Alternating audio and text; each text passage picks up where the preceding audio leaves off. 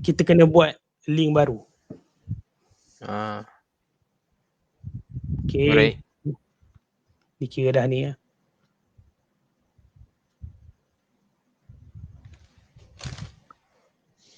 Sekejap tengok. Boleh. Alright, we are live. Bismillahirrahmanirrahim. Assalamualaikum warahmatullahi wabarakatuh dan selamat malam pada semua. Hari ini 9 bulan 1 2021. Tahun baru, tajuk pun baru. Orangnya bertukar-tukar saja. Terima kasih kerana mengikuti kita punya program kali ini. Nama saya Ahmad Syam Fazli bin Khairi. Kita punya jurulatih STEM untuk EduSpace dalam kita punya sekali lagi siri FB Live. Bagi tuan-tuan dan perempuan, kita dah mencecah 1,000 follower di page Facebook. Alhamdulillah, masuk tahun 2021 kita pun dah masuk milestone baru. Kepada tuan-tuan dan perempuan yang baru like kita punya Facebook ataupun baru follow lah sekarang dengar kata Facebook dah tak mau buka ni lagi, like dia akan tukar kepada follow saja. Bagi follower baru page EduSpace, selamat datang. EduSpace ni sebenarnya penyedia perkhidmatan, kita buat banyak program STEM untuk kanak-kanak, dan juga kita ada juga cabang untuk buat kursus-kursus untuk orang dewasa. Contohnya macam nak buat team building ke, kursus komunikasi ke, ataupun kursus orang nak pencen pun ada. Jadi setiap tahun lah, setiap kali FB Live kita ceritakan. Jadi sementara kita tak dapat buat program face to face kan, sebabkan kekangan Sekatan Pergerakan, kita berpindah pada platform FB Live supaya banyak manfaat dia. Kita ada 2 jenis FB Live. Untuk pengetahuan tuan-tuan dan perempuan, yang pertama sekali kita ada sisi FB Live dari guru ke guru, di mana kita panggil cikgu-cikgu ataupun pensyarah ataupun trainer lah untuk berkongsikan hal-hal isu mengenai masalah-masalah pendidikan ataupun macam mana nak mendidik anak. Bulan 12 hari tu full kita buat program dari guru ke guru. Kita ada Cikgu Aliza daripada Pandu Putri, kita ada Cikgu Goh ceritakan mengenai macam mana kita guna Minecraft dalam pendidikan. Betul, kita ada juga ikon guru STEM Malaysia, itu Cikgu Helmi, dan juga Dr. Saiful Amin menceritakan mengenai anak bertenang kat rumah. Jadi untuk tahun 2021 ni kita buat lagi satu program. Kita ada 2 program. Tadi program pertama, yang kedua ialah kita ada kerjaya dalam STEM. Kerjaya dalam STEM ni kita panggil orang-orang yang terlibat dalam industri-industri STEM untuk berkongsi mengenai apa peluang-peluang kerjaya ni, macam mana laluan pendidikannya kalau kita nak masuk dalam bidang ni. Jadi macam-macam kita dah ada jemput kita punya ahli panel, ada yang dalam bidang drone, ada yang bidang sains bahan, ada yang dalam bidang sains sukan pun ada. Minggu lepas alhamdulillah kita ada juga Puan Faizah yang menceritakan mengenai keselamatan makanan, sains dan teknologi makanan.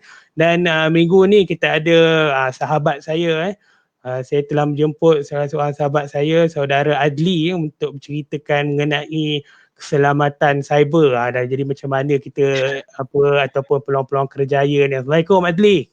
Waalaikumsalam Syian. Apa khabar? Alhamdulillah baik, sihat. Baik. Jadi dia kerja dalam keselamatan cyber, dia tak adalah keluar-keluar sangat, dia tak adalah kurang risiko berjumpa-jumpa orang ni, betul tak? Ya betul. Tu apa yang kita boleh katakan sebahagian daripada kelebihan lah bekerja di dalam bidang cyber security ni atau back end dekat dalam bahasa IT kan. Yang mana kita banyak lebih fokus dekat duduk di rumah dan bekerja di depan komputer, boleh remote je. Alhamdulillah kita boleh menjalankan work from home dengan berjaya je lah. Sebab tu kalau kita tengok macam semua orang kata work from home adalah norma baru kan. Jadi sebenarnya bagi cyber security analyst ataupun orang yang bekerja dalam bidang ni, memang dah menjadi norma kepada mereka sebenarnya. Jadi begitulah dia. Jadi sebagai mukadimah lah untuk menceritakan sebelum kita buka cerita pasal cyber security ni Kak Adli. Kalau kita tengok time PKP ni, ramai orang duduk kat rumah macam tak ada buat apa kan. Saya pun masa awal PKP dulu pun duduk kat rumah tak ada buat apa. Tapi banyak panggilan-panggilan masuk. Kan ada macam biasalah dia panggilan insurans, panggilan ini, panggilan itu kan. Jadi kalau kita tengok laporan berita daripada Mac 2020, daripada awal masuk PKP ni sampailah ke hujung tahun ni, PDRM dah keluarkan kenyataan kes-kes Macau scam naik, kes-kes orang ditipu sama ada pelajar ataupun golongan profesional, kadang-kadang pengarah dalam satu institusi itu, dalam organisasi itu pun boleh kena tipu sebabkan Macau scam ataupun bukan Macau scam saja, rasanya dia orang tidak aware mengenai apa isu-isu security ni kan. Jadi bila orang scam tu cakap sikit pasal komputer ni apa semua kan, mulalah ini apa ni kan, tak apalah encik tolong, itu yang kadang-kadang mula terjebak ni kan. Bukan Macau scam saja, ada penipuan bank dalam talian contohnya kan, CIMB bank kena ada kes yang mendaik kan, jadi risau lah semua orang. Jadi mungkin Adli sebagai kita punya mukadimah ni boleh ceritakan apa sebenarnya cyber security ni kan. Mungkin kita punya penonton-penonton ni banyak cikgu-cikgu mak ayah ni, dia orang pun nak tahu apa cyber security ni. Silakan. Okay, terima kasih Syan. So, jadi apa yang saya boleh katakan, macam yang kita tahu, bila dah PKP ni ramai orang duduk di rumah dalam situasi ekonomi yang gawat ni, memang banyaklah kita panggil dia penjenayah-penjenayah cyber ni cuba ambil kesempatan. Jadi apa itu keselamatan cyber ni ataupun cyber security ni kan, dia sebenarnya adalah apa-apa saja benda yang melibatkan proses ataupun teknologi yang menjaga keselamatan kita dalam dunia cyber tu ataupun identiti kita lah. Seperti yang kita tahu, kebanyakan panggilan Macau scam ataupun yang suka menyamar menjadi autoriti macam polis ataupun pegawai bank lah dan sebagainya kan. Mereka ni mencuri identiti. Ada juga yang kita tengok mencuri identiti rakan terdekat dalam FB kita. Itu bermaksud kan, itu bermaksud yang mana penjenayah cyber ni sedang memantau aktiviti anda di dalam media sosial. Itu sebenarnya. Itu merisaukan juga sebab zaman sekarang ni orang share apa saja kan, pergi kenduri kahwin, ambil gambar, lepas tu tag location. Ya, betul. Pergi itu menakutkan itu. Jadi apa yang saya nak katakan di sini, antara lubang-lubang yang biasanya penjenayah cyber ni dapat nombor kita adalah biasanya adalah pada borang-borang yang kita isi di supermarket yang kita tak sedar kan. Iaitu borang-borang penyertaan pertandingan ke apa, biasanya akan ada sebelum kita nak isi borang tu, kita baca dulu betul-betul, yang mana kebanyakan daripada kita, saya percaya jarang baca ataupun terus tulis dan berikan je borang tu kan. Tapi kebanyakannya maklumat kita terdedah dekat situ pada borang-borang penyertaan pertandingan. Satu lagi macam yang Syan katakan, kemana saja zaman sekarang ni, kemana saja kita pergi, kita nak ambil gambar, kita dah tunjuk kita ada dekat sini, ada dekat situ. Jadi ini pendedahan maklumat secara kita panggil tidak sedar lah kan, atau kurang awareness atau kesedaran terhadap benda ni yang membolehkan penjenayah cyber ataupun orang-orang kita panggil stalker lah, atau pengitip kan, dapatkan maklumat kita melalui media sosial. Mudah je. Dengan cara kita, siapa kita berkawan. Jadi untuk mengelakkan benda ni, kita kena tahu maklumat di mana kita pernah berkongsi maklumat kita, sama ada di media sosial ke ataupun pada borang-borang penyertaan ke. Kita kena berhati-hati lah dekat situ sebelum kita mendedahkan apa-apa maklumat. Ini satu, kadang-kadang bila kita cerita pasal borang-borang pertandingan di Shopee Complex ni kan, kadang-kadang dia punya hadiah tu memang lumayan, dapat motor ke dapat kereta tu, tapi dia punya aspek keselamatan kita punya data peribadi tu sangat kurang lah. Tapi kita mungkinlah dulu mungkin sangat teruk lah, tapi sekarang adanya Akta Perlindungan Maklumat Peribadi, rasanya dia dapatlah dikurangkan, kecuali lah ada pihak-pihak yang bertanggungjawab yang menjual data dan sebagainya kan. Jadi Encik ada nak sambung lagi ke? Boleh kita pergi ke soalan seterusnya? Okey. Apa kalau untuk sambung lagi kan, apa yang saya boleh katakan adalah Mhm. di media sosial ni pastikan kita kurangkan pendedahan kita sikit dekat media sosial ni. Jangan kita terlalu dedahkan banyak pendapat kita. Kebanyakan orang dia suka memberi pendapat kan, yang kita tahu. Mhm. Yang mana pendapat ni kadang-kadang bertentangan dengan ideologi orang lain atau pendapat orang lain, yang mana dia Mhm. boleh mengundang, kita panggil mengundang apa, haters Aha. bahasa sekarang. Kadang-kadang ada juga orang yang membuat khianat pada kita disebabkan suara lantang kita di media sosial. Itu Oh, pun itu memang kerap tu berlaku kan untuk ikon-ikon ya, yang terkenal kan. ya betul-betul. Terutama sekali kepada mereka-mereka yang terkenal, influencer tu. Uh, Jikalau mereka banyak memberi satu benda yang kontroversi, banyak pula haters, berkemungkinan besar anda akan menjadi target lah oleh penjana-penjana cyber ni.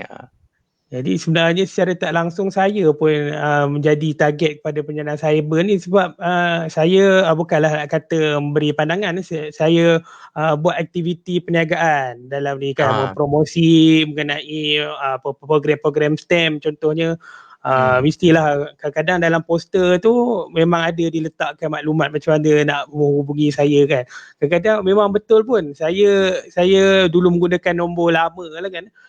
Memang sehari itu kurang-kurang 2 kali panggilan scam daripada Ivory Coast, daripada Bangladesh, daripada India call. Tapi sekarang nasib baik saya dah beli nombor yang berasingan dan juga pasang Truecaller. Dia Ah, banyaklah panggilan-panggilan yang tak sepatutnya tu dah ditapis lah. Jadi kuranglah risau dia kan. Tapi still ada risiko dia kan. Jadi ya betul. soalan seterusnya kan. Jadi Encik Adli saya difahamkan Encik Adli buat tugas sebagai cyber security analyst lah di sebuah syarikat multinational yang dia punya headquarters ni di Amerika lah tapi ada dia punya pejabatnya di Malaysia kan. Jadi Ya. mungkin cikgu-cikgu ataupun ibu bapa yang menonton kita punya program kan ni, dia baca cerita Encik Adli Azhar cyber security analyst kan. Mungkin dia orang tak faham apa sebenarnya kerja cyber security analyst ni. Boleh ceritakan sikit? Okey, secara ringkasnya kerja cyber security analyst ni kan, dia adalah sebuah atau satu kerja yang melibatkan dia ada banyak cabang sebenarnya dalam Ha. cyber security analyst ni. Apa yang saya boleh simpulkan dengan bahasa mudahnya, mereka ni bertugas untuk menjaga keselamatan rangkaian komunikasi untuk syarikat-syarikat besar. Itu apa yang saya boleh katakan lah dalam bahasa mudahnya. Dalam bahasa yang lebih complicated atau sophisticated sikit adalah mereka ni menjaga server, network dan endpoint untuk syarikat-syarikat besar. Sebab seperti yang kita tahu macam Cik Shihan kan, yang mana kita ada buat perkhidmatan dan sebagainya. Yes, Biasanya kita ni FB kita diserang ke kan, betul. antara yang mereka suka serang adalah contohlah macam Grab kan. Grab mereka ada server sendiri untuk untuk mengawal rangkaian komunikasi antara pemandu dan penumpang mereka kan. Jadi apa yang kebanyakan penjenayah cyber ni buat adalah mereka cuba mensabotaj perniagaan tersebut dengan serangan cyber yang boleh melumpuhkan sistem. Jadi tugas cyber security analyst ni adalah untuk membantu syarikat seperti Grab tersebut daripada diserang lah. Ataupun apabila diserang, mereka ada backup yang lain. Jadi itu antara kerja-kerja yang dilakukan oleh cyber security analyst.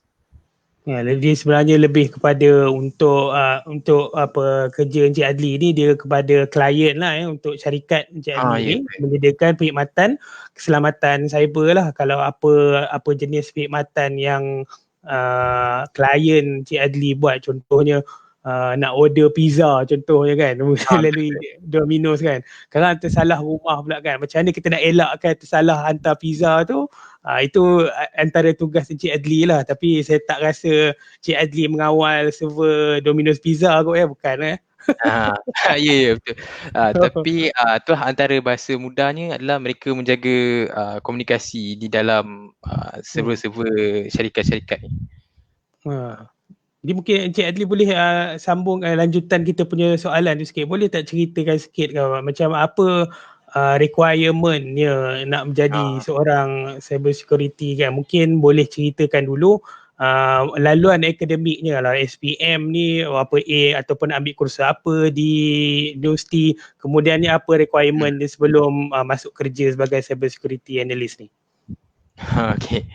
Apa yang saya boleh bagi ataupun saya katakan apa yang saya boleh bagi tahu untuk jadi seorang cyber security analyst ni, apa yang kita perlukan adalah SPM tu. Lepas SPM kita pergi ke kursus-kursus khas IT. Itu kalau boleh lah. Sebab sebenarnya saya juga merupakan daripada bidang yang lain. Kita ada surprise kita tadi. Okay, tapi apa yang saya boleh katakan dulu yang dekat sini adalah pergi kepada bidang-bidang kursus-kursus bidang IT seperti sains komputer atau networking. Yang mana di situ mereka ni memang bila kita dah masuk dalam kursus tersebut, kita akan lebih mudah lah untuk masuk ke dalam bidang cyber security ni. Kerana selepas kita tamat belajar, bergraduasi daripada bidang tersebut, kebanyakan syarikat mahukan mereka graduan-graduan baru ni latih semula di dalam bidang cyber security ni. Yang kebanyakannya kita akan diberikan latihan seperti apa ni, professional certificate seperti CompTIA, Cyber Security Plus, CEH, Pentester, sebelum kita dapat masuk dalam bidang ni. Jadi dia ada SPM, diploma ataupun degree, dan kemudiannya kita akan ada professional certificate training. Baru kita masuk ke dalam kerja tersebut. Ini satu dimensi yang mungkin ramai mungkin ibu bapa ataupun guru-guru, malah pun adik-adik yang masih di sekolah, dia mungkin nampak satu perkara yang baru mengenai apa professional certificate ni kan. Mungkin mata-mata kita tengok SPM kena sekian banyak A ataupun degree kena sekian banyak A. Tapi sebenarnya dalam bidang cyber security ni dia ada badan yang khas yang mengeluarkan sijil untuk menceritakan memberi latihan dan juga kompetensi lah untuk kita menjalankan apa kerjaya dalam bidang keselamatan cyber ni. Betul Ya, betul. Dia ada badan khas dia dipanggil CompTIA.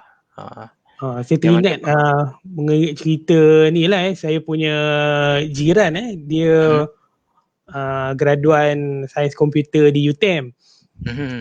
Jadi memang nampaklah betapa bijaksana ni kita UTM ni dah nampak dah. Okey, graduan sains komputer ni bila dia nak bekerja, dia nampak dalam sains komputer ni degree ialah salah satu caranya, tapi apa yang paling penting dalam industri ni ialah professional certification. Jadi dalam degree tu diorang memang pada masa tu lah saya tak pastilah sekarang ke masih ada ke tak, diorang biaya student-student untuk ambil professional certificate. Contohnya dalam networking ambil lah CJ Cisco ataupun CJ CompTIA kan, dan seterusnya kan. Tapi kalau Encik Adli dah menjalani berapa banyak training lah? Mungkin ataupun ada satu je kerjanya. Okay. Sejak daripada bulan 2019 bulan 11 saya diberi peluang untuk menyertai training oleh pihak CompTIA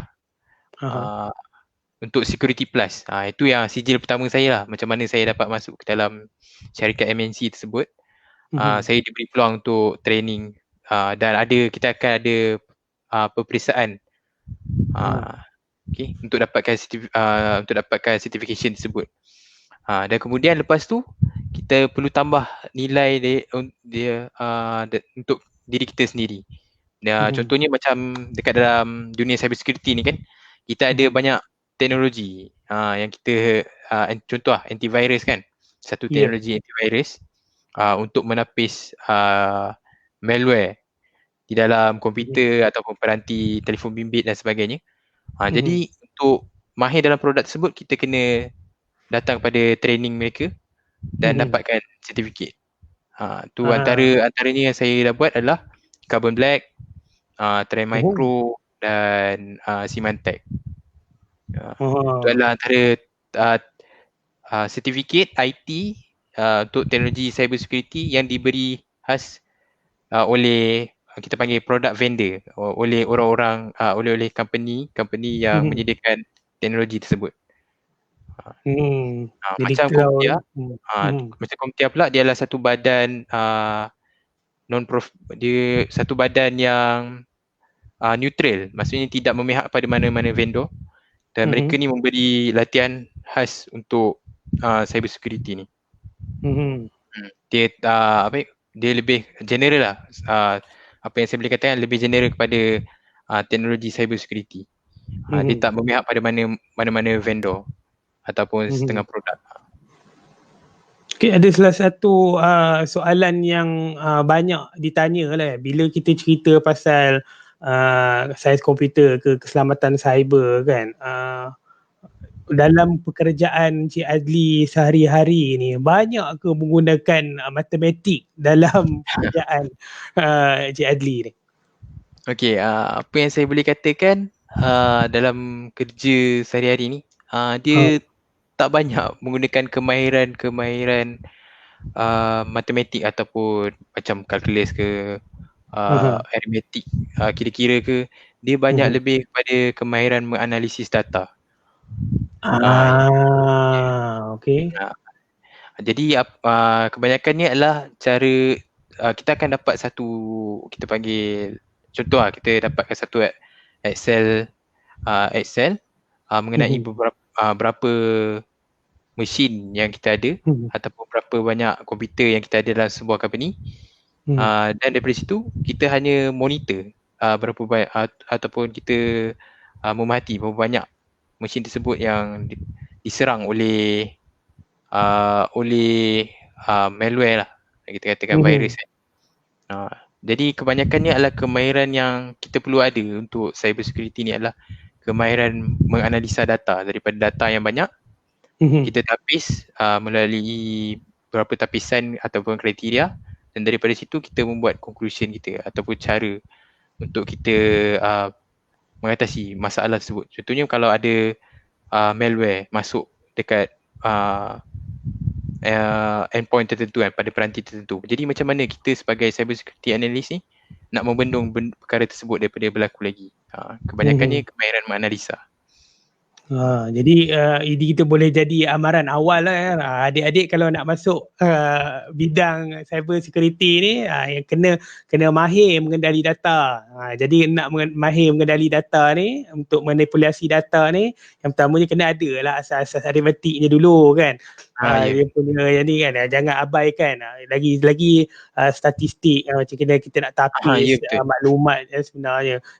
Programming pun rasanya ada terlibat juga ke Cik Adli? Programming tu bergantung kepada kita menjaga bahagian yang mana. Kalau kita menjaga daripada bahagian kita kata mendevelopkan software tu sendiri atau perisian tu sendiri, jadi kita memerlukan programmer lah, ataupun programming knowledge dekat situ. Tapi kalau kita adalah sebagai seorang penganalisa, kita lebih kepada kemahiran menganalisis data. Jadi ilmu matematik dari segi statistik tu sangat penting lah. Statistik juga kalau macam dalam bidang programming dia logik lah kita panggil kan, ilmu logik kan. Tapi ilmu logik dia hanya pada surface saja dalam kita punya sistem pendidikan kan, ada sikit kan. Jadi bagi siapa yang nak masuk bidang keselamatan cyber ni, kita boleh simpulkan yang pertama ni ialah firstly kena ada lah skill menganalisis data ni. Kiranya dalam dalam artikel World Economic Forum pun dia kata salah satu kemahiran abad ke-21 ni ialah kemahiran menganalisis data. Yang keduanya ialah mungkin kita boleh ambil kursus-kursus yang relevan mengenai keselamatan cyber, IT ke ataupun cyber security ke ataupun computer science ke. Tapi apa yang penting dalam industri ni ialah professional certificate tu. Kalau boleh ambil, kalau ada universiti contohnya di UTM dia dapat biaya student dia untuk ambil sijil tu, alhamdulillah syukur. Ataupun bila dah kerja nanti dapat macam majikan Encik Adli, dapatlah dia orang menanggung biayanya. Tapi kalau nak ambil sendiri saya rasa mahal kot yang ambil professional certificate. Ada orang ambil kan, tapi rasanya mahal lah kot Oh lah beribu-ribu ringgit. Okey, sebenarnya kalau kita tengok berapa bulan sebelum ni, iaitu pada hujung tahun lepas, kerajaan kerajaan ada memperuntukkan bawah program penaja iaitu training untuk cyber security analyst. Jadi kalau macam graduan-graduan lepasan graduan di sana yang berada di luar sana yang berminat untuk masuk dalam bidang ni, mereka boleh cari bawah program kerajaan yang mana mereka menanggung dari segi sijil tu sendiri, even training pun mereka biayai. Apa yang penting adalah kena lulus certification tu je. Kalau tak lulus kena bayar sendiri lah kot dia ada perjanjian dia dekat situ. Yang mana kebanyakan bayar sendiri lah lepas tu. Dia ada syarat dia antaranya adalah 60%. Tu bergantung pada bawah program-program tertentu lah. Tapi apa yang saya boleh katakan, ada juga program-program yang ditaja. Jadi kalau kita tak mampu untuk ambil sendiri, kita boleh cari dari portal-portal penaja ataupun peneraju. Itu satu maklumat yang baru lah Jadi mungkin kerajaan nampak kita perlu reskillkan orang masuk dalam bidang IT cyber security ni. Jadi dia adakan reskilling program dalam sudut ni lah untuk bagi orang dah ambil certification ni kan. Jadi untuk soalan seterusnya kan, tadi Encik Adli ada berceritakan Encik Adli sebenarnya daripada disiplin yang berbeza kan. Saya rasa ini ia satu benda yang common sebenarnya kalau macam graduan-graduan yang sebaya dengan kita. Asalnya contohnya ambil sains alam sekitar, tiba-tiba ambil kimia. Tapi mungkin ada elemen kimia dalam sains alam sekitar tu boleh digunakan dalam dia punya ni kan, dia kerjaya dia. Jadi Encik Adli dulu asalnya daripada bidang apa tu belajar di universiti? Okey, sebenarnya saya apa yang saya ambil di universiti dulu adalah bidang petroleum geoscience. Okey. Yang mana pada masa tu kami ada juga belajar sedikit sebanyak tentang programming. Ataupun macam mana asas sebuah komputer tu berfungsi kan.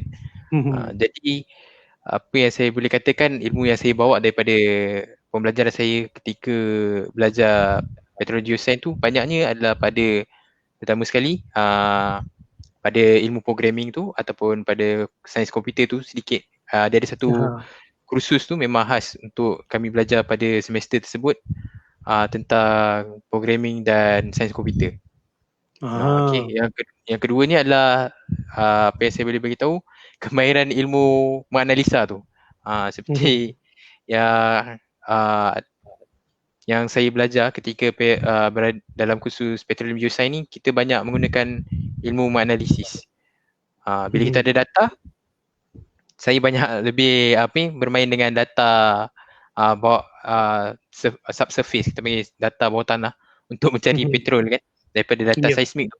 Kita perlu refine ataupun memperhalusi data tersebut untuk kita dapat pada target kita. Jadi cara yang sama juga saya gunakan dekat dalam cyber security analyst ni, iaitu kita ada satu data yang banyak dan bila kita tengok, kita kumpulkan analis melalui beberapa tapisan dan kita dapat punca ataupun daripada mana datangnya virus ataupun malware tersebut dalam peranti.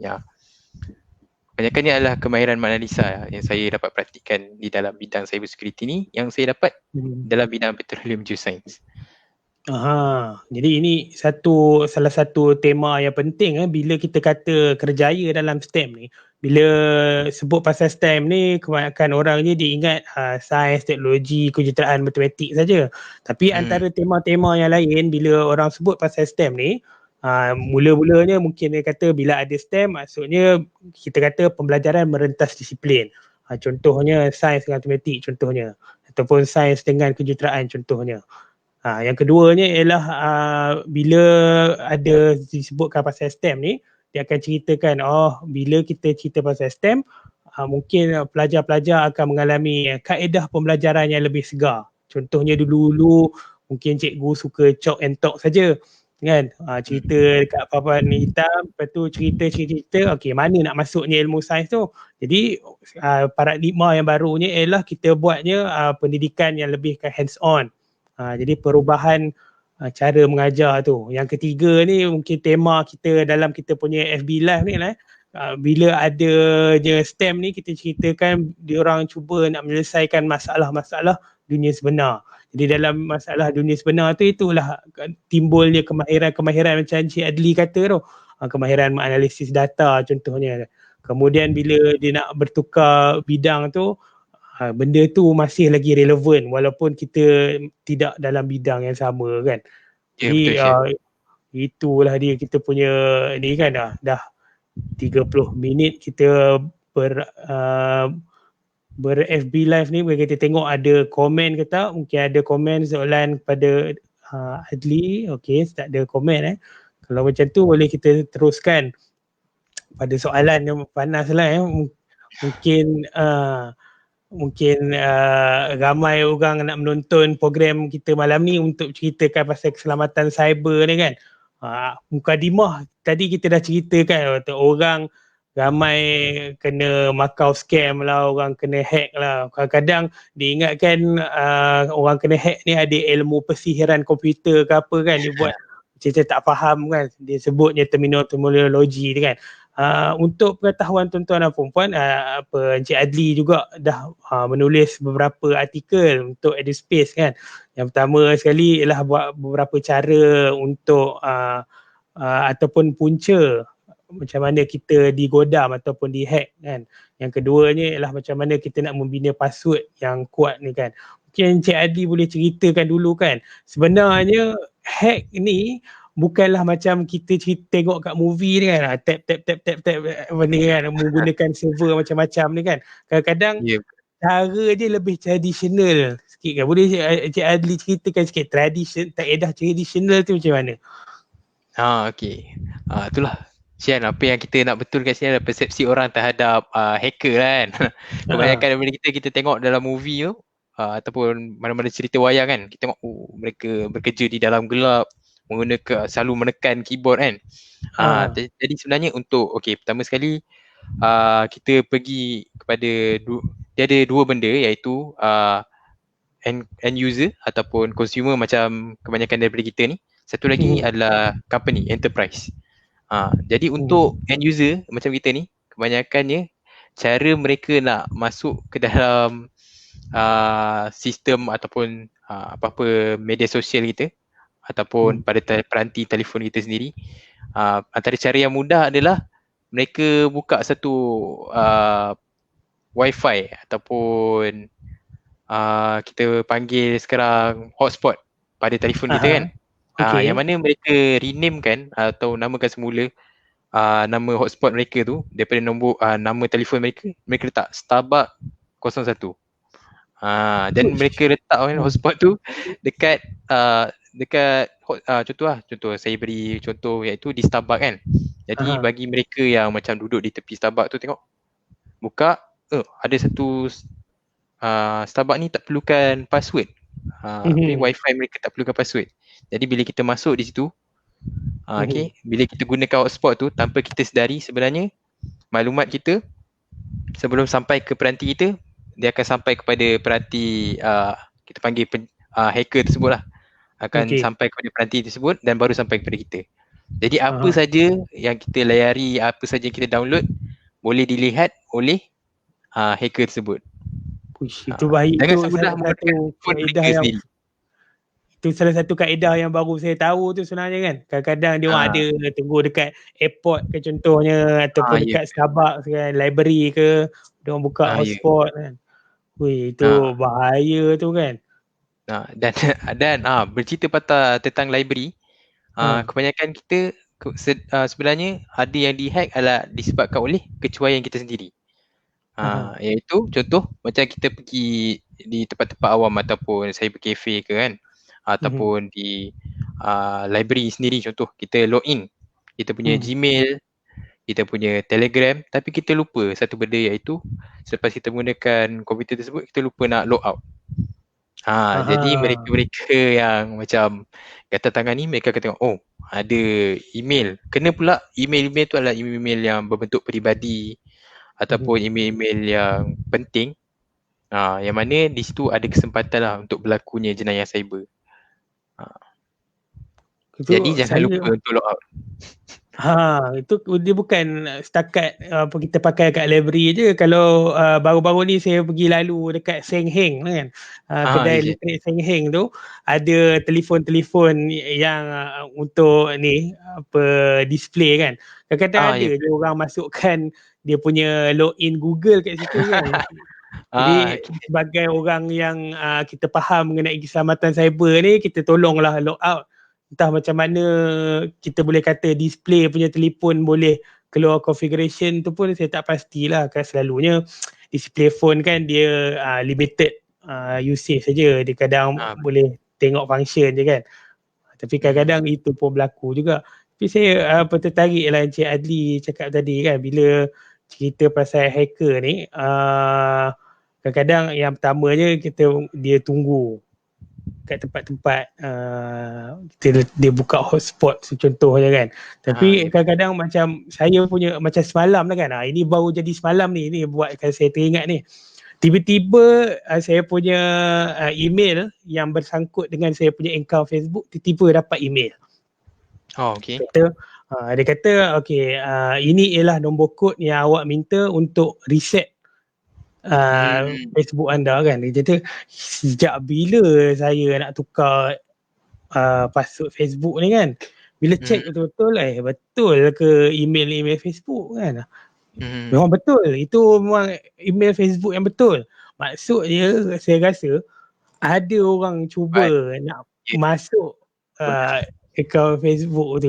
Yang itu jenis macam mana pula tu Encik Adli? Okay, kalau yang jenis macam tu, maksudnya kan apa yang saya boleh bagi tahu,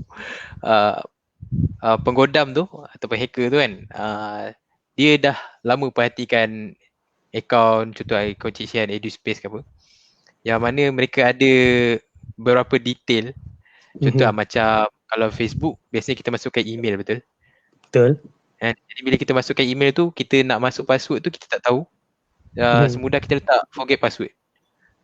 Jadi bila kita letak forget password tu, apa yang kita antara ciri-ciri keselamatan terbaru lah yang kebanyakan company-company IT ni berikan adalah tu multi-factor authentication, iaitu bila kita nak masukkan password kat sini, lagi satu mereka akan hantar satu kod kepada email kita ke, pada telefon kita ke, yang mana biasa kita nampak benda ni dekat transaksi online banking macam tu. Betul. Jadi dekat situ apa yang Syihan dapat sebenarnya adalah cubaan untuk memecah masuk ke dalam akaun Facebook tersebut. Mereka ada email khas mengenai akaun tu. Itu orang cuak, tapi nasib baiklah dia punya domain email tu memang sah lah. Kadang-kadang yang selalu orang dapat domain dia macam-macam kan, kita nampak lah itu tipu kan. Jadi kalau terjadinya benda macam ni dekat orang-orang kat luar sana, mungkin penonton-penonton kita tengok kan, apa saranan Encik Adli kan, apa yang diorang perlu buat selepas diorang menerima email ada orang cubaan nak masuk tu? Okay, apa yang saya boleh katakan bila ada cubaan untuk masuk tu kan, pertama sekali kita kena check password kita tu kuat ataupun tak. Dan password yang kuat tu memang kita perlukan lah, sebab kebanyakan orang ada password yang mudah diteka. Contoh kebanyakan kita buat sebenarnya meletakkan password seperti tarikh lahir, itu banyak juga, macam tarikh anniversary ke, yang boleh diasosiatkan pada diri kita. Yang mana perkara tersebut sangat bahaya bila penggodam tu tahu tarikh lahir kita bila, ataupun tahu nombor IC kita bila, itu sangat bahaya lah. Apa yang saya cuba katakan dekat sini adalah bila berlakunya perkara tersebut, kita kena tukar password kita kepada sesuatu yang lebih kuat. Sebab ada cubaan untuk memecahkan. Mungkin yang Cihan terima tu dah 3 kali dia cuba. Password tu ada cubaan. Tapi mungkin tuan-tuan dan puan-puan penonton semua yang tak biasa dengan ni kadang-kadang mungkin susah. Kita ada seorang, mungkin kita ada lebih daripada 5 akaun Gmail lah, akaun tempat kerja lah, akaun Facebook lah, akaun Instagram lah kan. Dan mungkin kadang-kadang kita pakai akaun tu semua password yang sama. Jadi kadang-kadang itu masalah kita kan. Jadi Encik Adli tadi menyarankan untuk kita tukar password kan. Jadi salah satu benda yang saya buat dekat telefon ni, boleh kita installkan aplikasi namanya Password Manager. Boleh pakai, saya pakai ada aplikasi ni, saya tak ingat nama apa, One Password. Dan ada saya punya ahli keluarga yang lain pakai LastPass. Jadi One Password dengan LastPass ni yang bagus ni ialah bila kita nak cuba, kita nak tukar kita punya password, dia boleh generatekan password yang baru ikut spesifikasi dia kan. Jadi password pun nak kena ada spesifikasi kan juga kan. Ini sangat berkaitan dengan artikel yang ditulis oleh Encik Adli untuk EduSpace minggu lepas. Kita publish minggu lepas kan. Boleh Encik Adli cerita sikit apa contoh password yang bagus, apa ciri password yang bagus? Okay, password yang bagus ataupun yang kuat ni macam kita tahu dia dah banyak awareness yang dikeluarkan oleh pihak-pihak bank biasanya, yang mana bila kita nak isi satu ataupun kita cuba untuk buat satu akaun yang baru, dia kata 10 karakter paling minimum ataupun 8 karakter paling minimum. Ini yang disarankan oleh pihak McAfee, one of the salah satu syarikat lah, syarikat keselamatan cyber ni. 8 karakter paling kurang, dan kita mesti ada special karakter ataupun contoh macam simbol @ simbol $, tu ke kan. Dan kemudiannya dia mesti bercampur huruf dan nombor. Jangan menggunakan sequence. Contoh password 1, 2, 3. Tu pun tak boleh juga. Tu pun tak cukup kuat. Itu sangat mudah. Kan ada orang yang buat macam tu sebab senang nak ingat kan bagi untuk mereka. Jadi apa yang saya boleh katakan kat sini, boleh gantilah. Contohnya macam S tu tukar kepada nombor 5 ke, tukar kepada simbol $, ke. Banyak cara. Banyak cara yang kita boleh associatekan pada diri kita yang kita boleh ingat. Contohnya simbol huruf A kan, biasa kita letak A, kita boleh letak simbol @ tu. Itu antara kenapa special character contoh kan, kebanyakan bank suruh letak special character. Sebab kita, sebagai hacker ni, dia akan ada satu perisian yang mana dia gunakan untuk khas untuk meneka password anda berdasarkan huruf ataupun berdasarkan perkataan nombor. Jadi untuk untuk menangkis masalah ni, kita letakkan special character ni supaya software tersebut tak dapat meneka. Jadi itulah tujuan kita letakkan special character macam simbol $, simbol A tu, supaya tak boleh diteka oleh perisian tersebut. Itu ciri keselamatan. Dia bukan nak menyusahkan orang, tapi sebenarnya kita nak menyusahkan hacker untuk masuk kan kita punya ni. Kadang-kadang saya terkejut juga betapa hebatnya hacker kat luar dia saya tak tahu sama ada ini perisian yang dimaksudkan Encik Adli kan. Dalam perisian tu dia ada senarai perkataan, semua perkataan dalam bahasa Inggeris. Jadi dia cuba mungkin awal-awal kita letak password contoh kan. Lepas tu betul ke password? Betul, mungkin chicken, betul. McDonald, cow, farm, E-I-E-I-O. Macam itu lain kan. Dia cuba satu-satu. Ya betul. Perisian tu akan cuba untuk memecahkan password kita berdasarkan perkataan yang ada di internet. Biar saya beritahu bukan saja bahasa Inggeris, mereka boleh menggunakan apa-apa saja bahasa yang ada di luar sana. Ataupun Oh. tulisan yang berada di luar sana. Tulisan Thailand ke, tulisan Chinese character ke, even tulisan Arab pun boleh ada. Jadi untuk menyusahkan perisian tersebut untuk meneka kata laluan kita, jadi kita letakkan special character ni. Yang hanya yang mana hanya kita je yang tahu simbol dolar tu represent apa. Jadi itulah dia kan, apa dia punya, apa punya ciri keselamatan lah kan. Satu lagi masalah yang kerap apa dialami oleh orang-orang kat luar sana kan.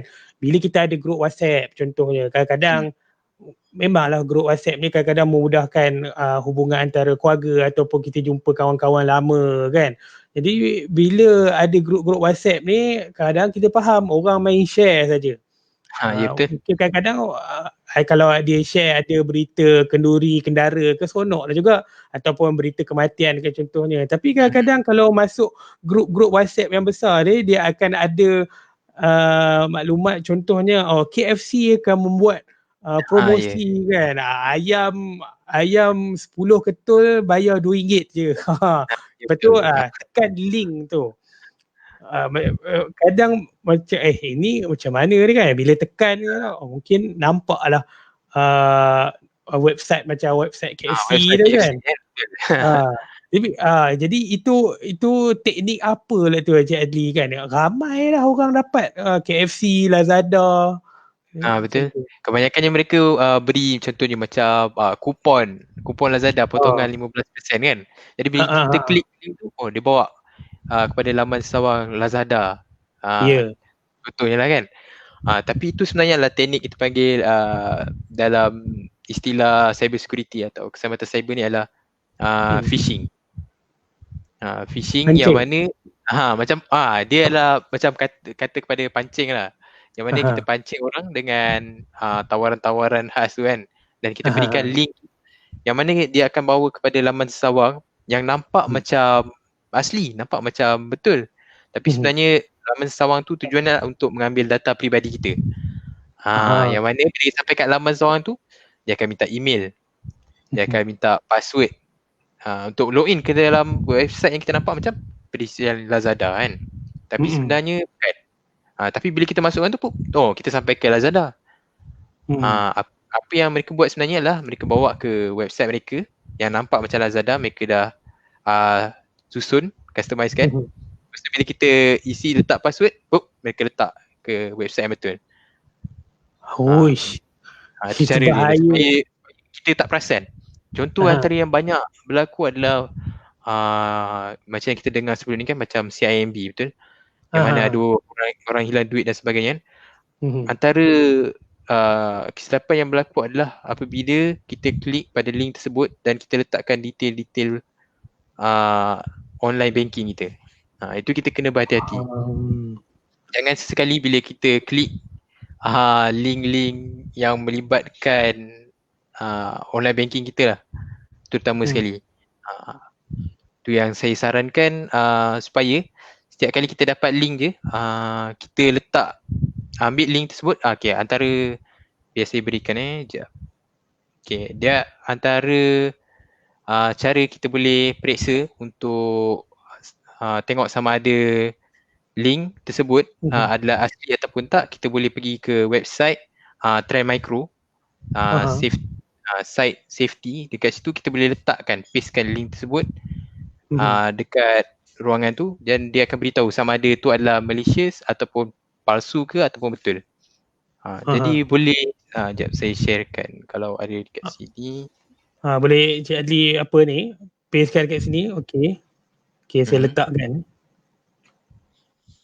Ni antara open source ataupun imak bati Trend Micro kepada orang awam.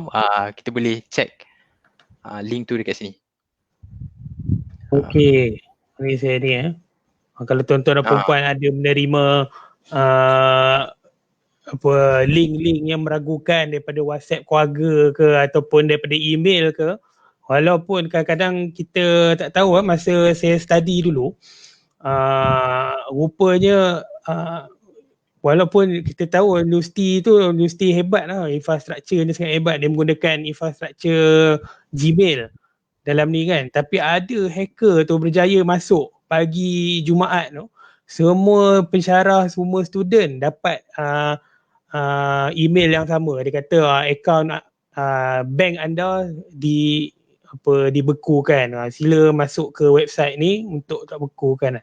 Buka website tu Encik Adli, sebiji macam bank tu, tapi selamat je lah, saya masa tu buka bank A, dia bagi bank B, jadi saya kata kita mana ada akaun ni kan, jadi kita tahulah. Jadi sebelum buka apa-apa boleh tengok dulu, pastekan link dekat website ni untuk check itu website yang betul ataupun tak kan. Tapi mungkin ada indikator lain tak yang senang untuk orang tahu kalau tengok kat browser tu nak tengok kat mana Encik Adli? Okay. Antara cara dia adalah biasanya bila kita pergi kepada website-website yang palsu ni, dia akan ada berlaku penukaran nama sedikit. Contohlah cimb.com.eu ke ataupun CIMD instead of CIMB. Kita boleh tengok dekat situ. Dan satu lagi cara, kita ada simbol mangga yang kebanyakannya daripada kita tak tahu. Kalau kita tengok dekat browser kita sekarang kan, siapa yang berada di FB kali, kita boleh tengok dekat bahagian atas tu ada simbol mangga tu kan. Simbol mangga tu menunjukkan bahawa connection ataupun perhubungan kita dengan server bank tu adalah secure. Untuk hacker, mereka takkan ada simbol ni sebab simbol ni memerlukan satu kita panggil sertifikat ataupun perhubungan yang secure. Jadi untuk membolehkan mereka mencuri data anda, mereka biasanya tak ada benda simbol mangga ni. Itu benda penting lah, bukan perhubungan manusia je kena ada sijil ni Jadi perhubungan antara data tu pun mesti disahkan selamat baru dia keluarkan sijil tu, betul Ya, betul. Macam yang kita tengok dekat sini, kita ada HTTPS, betul? S di hujung tu masuk secure. Jadi ini salah satu penambahan lah. Saya rasa macam awal tahun 2000 tu dia belum meluas lagi penggunaan HTTPS ni kan. Ya, betul. Tapi bila silakan. Dia tujuan dia sebenarnya untuk mengelakkan perhubungan kita, contoh daripada dipintas oleh orang ketiga. Itulah tujuan kita ada HTTPS ni. Yang mana hacker bila mereka buat satu website ni jarang ada benda ni. Sebab tujuan dia adalah untuk memintas data tersebut dan ambil data tu daripada kita. Jadi kalau bank tu, bila kita dapat satu link bank ke ataupun apa-apa link pun, kita tengok nama tu. Pertama sekali kita tengok nama dia, sama ada betul ke tak yang selama ni kita gunakan. Okay, dan keduanya kita tengok HTTP tu, HTTP ke ataupun HTTPS. Ataupun yang kalau bahasa mudahnya dia akan ada simbol mangga dekat atas tu. Baiklah. Lagi kita pun masih berbaki lebih kurang 7 minit Encik Adli. Mungkin Encik Adli ada pesanan terakhir lah bagi pengguna-pengguna yang di luar sana mengenai ni kan. Ada pesanan terakhir? Okay, pesanan terakhir apa yang saya boleh katakan untuk penggunaan internet, layarilah internet dengan selamat. Kebanyakan daripada kita ada yang melayari laman-laman sesawang yang berbahaya, laman-laman sesawang yang pirate, yang mana secara tak langsung kita masukkan ID ataupun internet identification kita, macam social media kita dekat situ, ataupun kita download suatu macam crack, benda-benda yang crack daripada website yang kita tak tahu betul ataupun tak. Yang mana bila kita download tu, secara tak sengaja mereka juga meletakkan satu perisian malware tu ke dalam PC kita. Ini apa yang biasa berlaku kepada kebanyakan end user ataupun pengguna-pengguna macam kita. Yang mana kita terlepas pandang bila kita download benda-benda crack tu, akan ada juga virus dan sebagainya yang bertujuan untuk mencuri data kita. Okay, dan keduanya sila jaga kita punya social media present.